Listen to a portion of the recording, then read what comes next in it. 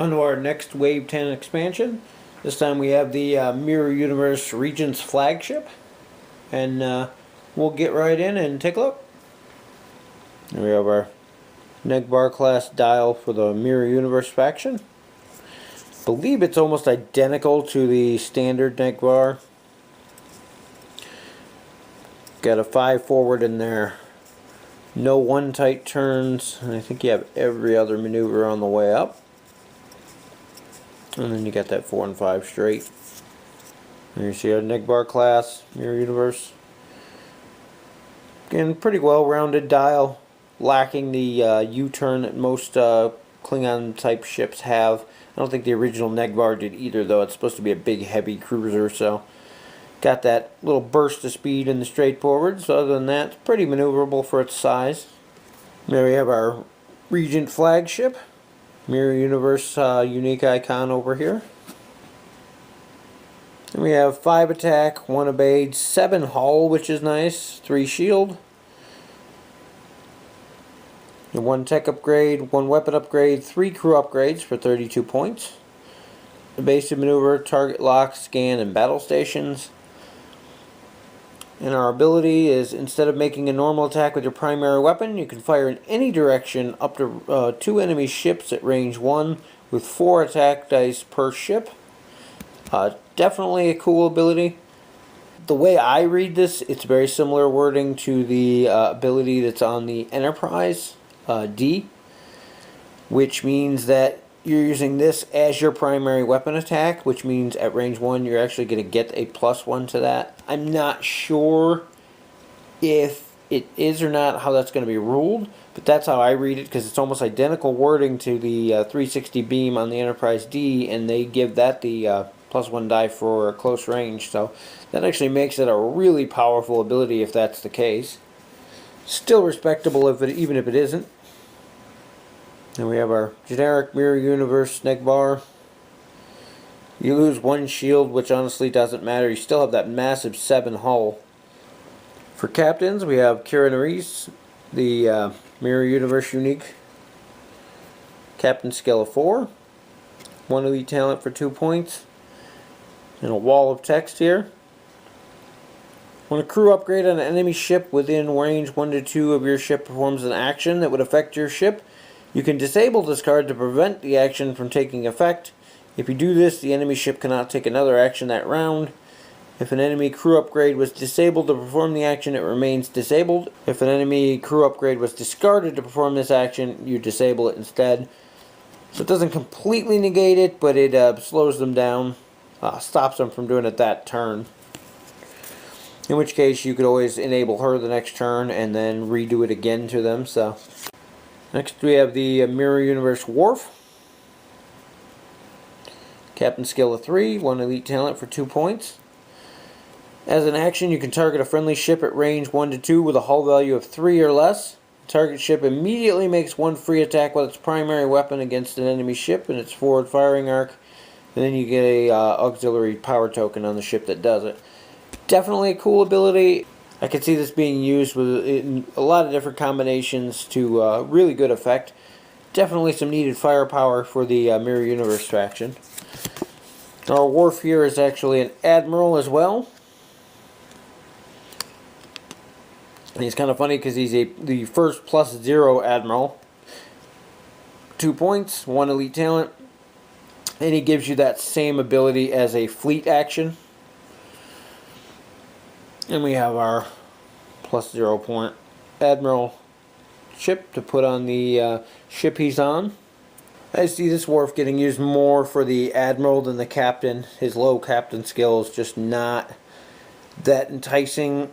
The ability to have him as a Admiral to give you that fleet action on top of having a Captain with a decent skill definitely makes him worth taking.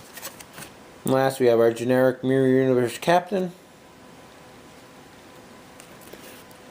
For our elite talents in this one, we have Make It So. Seems just something to have on a Picard ship, not a Worf ship, but hey. That is 3 points. During the activation phase, after you move, you may discard this card and disable one of your crew upgrades to perform additional action as a free action. Free actions are always nice. Next up, we have I will deal with them myself. 5 points. During the roll attack dice step, you may discard this card to disable 2 of your crew upgrades. If you do, you roll an additional attack die for that attack for each upgrade you disabled with this card. 5-point throwaway, I'm not sure about. For an additional +2 attack dice. Has its uses, not a game-changing card that you must have, I think. Next up, we have Intendant's Orders. 2 points. And during the planning phase, you can disable this card to remove up to 2 disabled upgrade tokens from your crew. Definitely another useful one for, especially with things that have multiple crew that disable, or in the case of the previous there, where you have to disable crewmen. This will let you bring them back.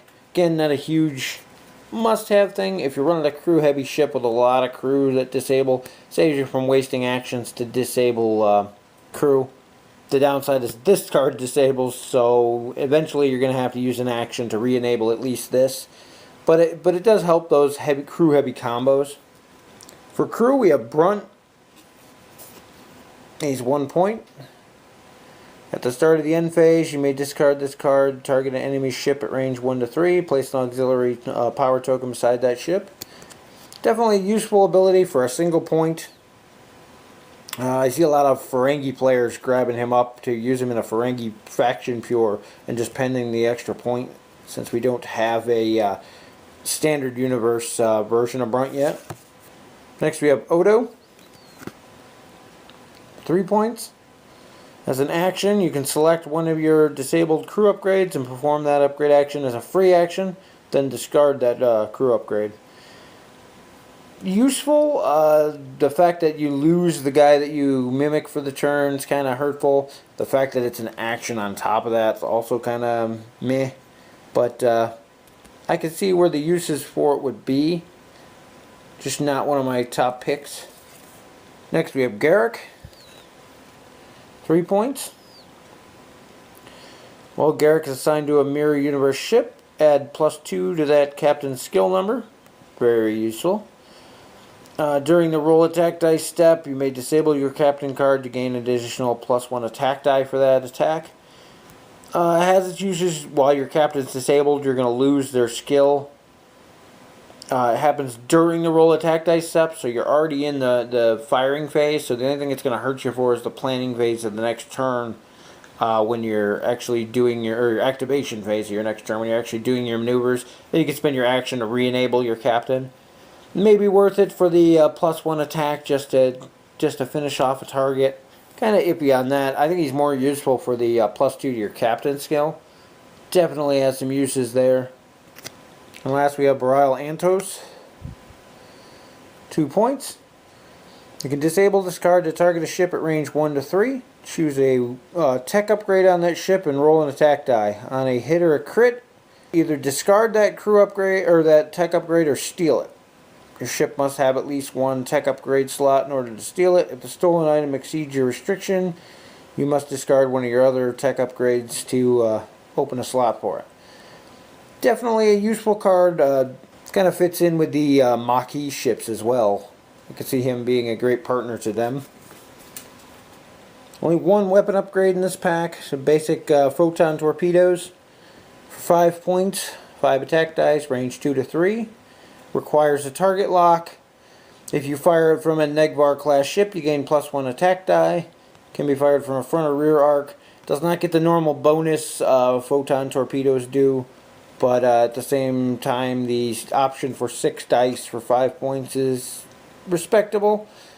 Still not a huge fan of torpedoes. Rear firing is what really makes it useful.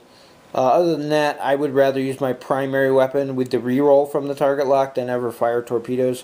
Still think they need to do something in the game to make torpedoes a little more worthwhile, but definitely the ability to fire from the rear makes it a playable option. Just not sure how often you would take them. For tech upgrades, we have a tractor beam, 3 points. As an action, you can target a ship at range 1 and roll 2 attack dice. For every hit or crit, place an auxiliary power token beside the ship. A little bit different than the other tractor beams we have. This one seems somewhat more useful. Doesn't care about shields, doesn't care about Cloak doesn't care about anything other than you rolling those attack dice and possibly double oxing a ship and making them a sitting duck for the next turn or two. I probably take it for 3 points. I could definitely see where it would be useful. And our last tech upgrade is a cloaking device for 4 points. Instead of performing a normal action, you can disable this card, perform a cloak action. While you have a cloak token, you can use the sensor echo action, even if this card is disabled. And it costs plus 5 points for any ship other than the Regent's flagship. The downside to this is that it also costs plus 5 to use on the generic, because only the named ship is called Regent's flagship.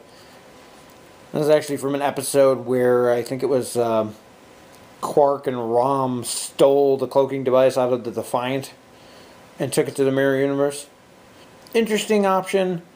Kind of silly that the Negvar class doesn't come with a cloak by default, but at the same time, the mirror universe at the time in the show didn't have cloaking devices.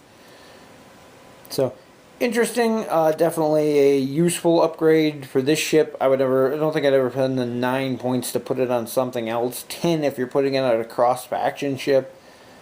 Kind of steep. There's better options out there for the same thing for that. But for 4 points on this particular ship, it's definitely worth it. So this expansion, we got our critical and auxiliary power token. We've got evasive, battle station, cloak, and scan tokens. 3 shields, which still seems really light for this type of ship, but at the same time it's got 7 hull, which is crazy.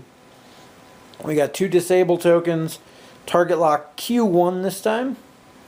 We got our admiral token and our fleet action token. And additional rules cards explaining the admirals and the Mirror Universe faction where it fits into the initiative order. And also the special rules pertaining to Mirror Universe unique cards versus the normal universe unique cards. Going over those in the Mirror Universe Defiant video. You can check those out if you really want more detail. There's lots of resources online for it. The mission for this one's kind of cool, but at the same time it's the first mission I think we've seen that requires specifically 2 expansions in order to do. It's called Shattered Mirror. It's based on the episode where the Terran Alliance was building a replica of the Defiant. And this one requires 1 player to bring 1 Mirror Universe Negvar and 2 other ships. And then the other player brings a Mirror Universe Defiant and up to 2 other ships. And basically the idea is it's just a fight to the death. Whoever wins. There's a couple special rules in there for it. But yeah, the win conditions are basically destroy the other player's ships. Oh, and the Defiance player can actually kill just the Negvar to win. So there's a little bit of a difference there. But yeah, the basic idea of this was based on that episode. Again, I'm so far behind on missions I haven't got a chance to play it. But the first one we've seen that requires you to buy 2 separate expansions in the very least to play it. Most of them require the ship that it comes with, and then the other people can use whatever. So maybe an interesting change on how they're going to be doing missions in the future, but definitely since both ships are from that episode, it's definitely understandable why they did it, and it looks to be an interesting mission. As for the model itself, it's the identical one to the Standard Universe Negvar. I do believe that the Standard Universe one has Klingon emblem decals on the wings, or somewhere on the ship. I can't remember off the top of my head, but this one does not. That's really the only difference between the models. It's just that flat gold. They put a little bit of copper, whatever you want to call it. They put a little bit of coloring on the nacelles. Definitely one that a wash would make it look really cool. I don't remember these being gold in any of the episodes. They were always a greenish, like a greenish gray, but it's kind of a coppery gold. I guess they have a green tint to them, but definitely the metallic look to them is too shiny and clean for me. They definitely need a dark wash to bring out the details. They have a lot of details in them, just didn't make a use of any of them. There we have our Regent flagship base. front 90-degree arc, rear 90-degrey arc, and the generic Mirror Universe neck bar, same front and rear arcs. All in all, is a decent expansion. If you're a Mirror Universe player, definitely got a bunch of new options in here. With the upcoming Mirror Universe releases we're getting here soon, definitely going to be a viable faction on their own here soon. Right now, I think they're playable as is between this and the Defiant, but definitely once we start getting a few other ships to add to their arsenal, a lot more upgrades to choose from, they're definitely going to be more of a threat. But they're well on their way there. Have some interesting things. Like I said, Garrick boosting up your captain is a great thing. The Admiral Worf offering his ability to your fleet is a nice thing. And just all around a decent pack. If you're not playing Mirror Universe, you aren't into their faction, then there's really no reason to pick this up. Nothing outstanding in here that stands out as a must-have, but if you're like me and you want to collect them all, or you're interested in the Mirror Universe stuff, then it's worth picking up to play. I don't see another need for multiples of this. Seems to be a running trend. I don't know if they're trying to kill people from buying multiples of things on purpose or just the way things are going, but again, with this pack, everything except for the weapon upgrades and the tech upgrades are unique, so you're not going to get any use out of any of that stuff having multiples. The cloaking device is only useful on the named version of the ship, so multiples of that aren't really going to do you any good because they're going to cost you 9 points. And the tractor beam and photon torpedoes aren't anything spectacular, so even those just aren't worth buying a second copy of the ship for. So I'm not sure, like I said, if they're trying to kill people buying multiple versions. Seems like a silly business idea, but making everything unique like that makes it absolutely pointless to buy a second copy unless for some strange reason you really love the ship. Now, that said, a 5 attack, 7 hull ship, definitely nothing to scoff at. So right now it is the powerhouse of the Mirror Universe ships. This with a couple Defiants backing it up are just insane. And we'll see what we get in the future for the Mirror Universe with the upcoming Enterprise expansion that's coming here soon. Anyway, that's it for this one, and I'll see you in the next video.